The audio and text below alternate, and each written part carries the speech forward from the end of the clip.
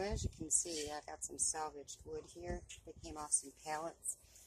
And I don't have any sandpaper, so I'm just going to paint this stuff up. I've let it dry out for a couple days, and I'm just going to paint it up. I'm working on a storage thing. So that's what I'm doing.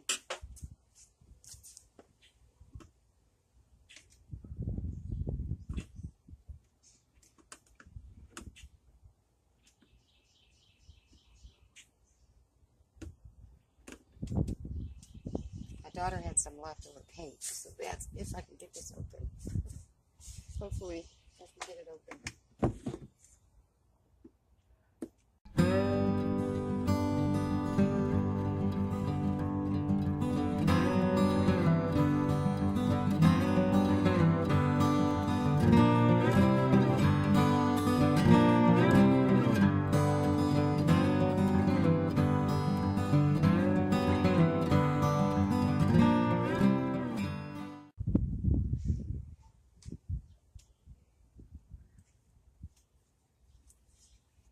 So I'm just going to go ahead and paint this all up.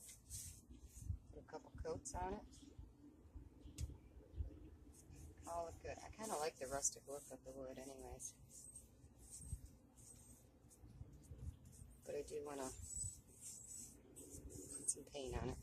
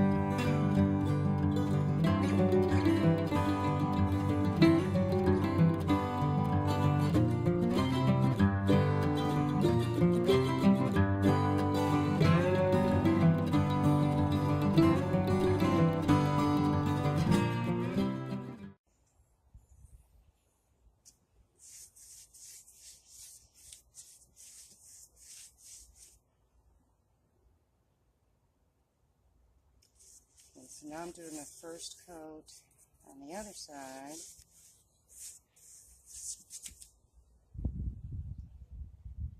I'm not really caring what this looks like actually, because this is just a temporary build.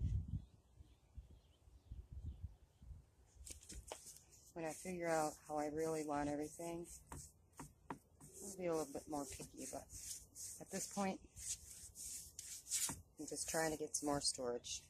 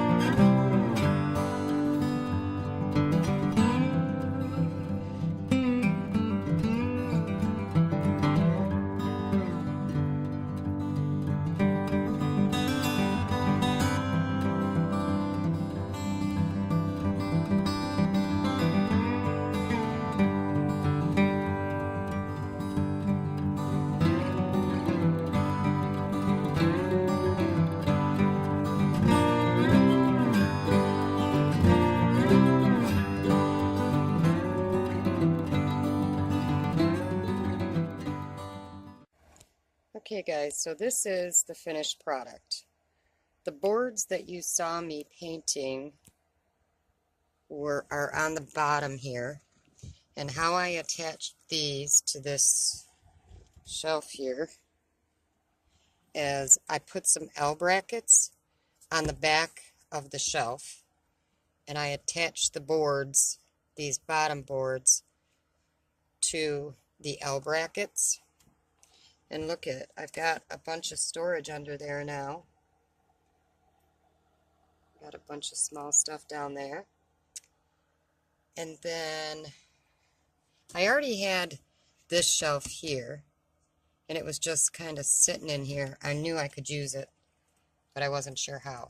So how I attached that shelf was I had one of these little, I don't even know what they're called. I think you use them to run like maybe your cable along your wall or whatever. But anyways, I have one of those, so I attached it to the leg on this shelf here, and then I screwed it in to the shelf that I was trying to attach. And then I also, I don't think you can see it, but there's a bungee cord back there, and I wrapped it around the shelf a couple of times, and I bungee corded it to this part of the shelf. And so that's what I got. And then another thing is, if you guys don't have this this matte stuff, it's like the non-stick stuff, nothing moves on these things. So on this bottom shelf, I don't think I'm going to have to move these. I may just move like the glass jars on my first test run, because whenever I do anything new in the van, I take it on a little test run. I'm going to be doing that tomorrow, just to make sure that nothing is going to fall or whatever, or how I have to secure things. But I don't think I'm going to have to move those cans that are in the back there. They can't fall back. I don't know if you remember how this was set up before, but I had just a couple larger boards just laying across the top of this shelf, and they were just laying on the net or on the screws that are on the back wall. Well, they never moved. I had them wrapped in this stuff here, and they just sat, and I didn't even have to move a lot of the stuff that was on top of them. It would just sit there, even while I was driving. So now I gained all this space here, and those boards came out to about here. So that took up a lot of my counter space, leaving me only about like that much space, you know, from here to here to cook on. But now, look at it all. I got so much space, and I'm getting ready to do my Hobbs challenge, you know, the $5 dinner challenge. So I'm going to have a lot of room to cook on, which is exciting. But yeah, so this is what turned out from that junk that I found, and it gave me a lot of storage. But anyway, so this is all just temporary, because I had told myself when I first moved into the van, I'm going to live in the van for at least a year before I do anything permanent. And that's because in my sticks and bricks, no matter where I lived, it always took me at least a year to figure out where I wanted stuff. So this was my project, and this is how it ended up. I think it ended up pretty good. Thanks for watching, guys.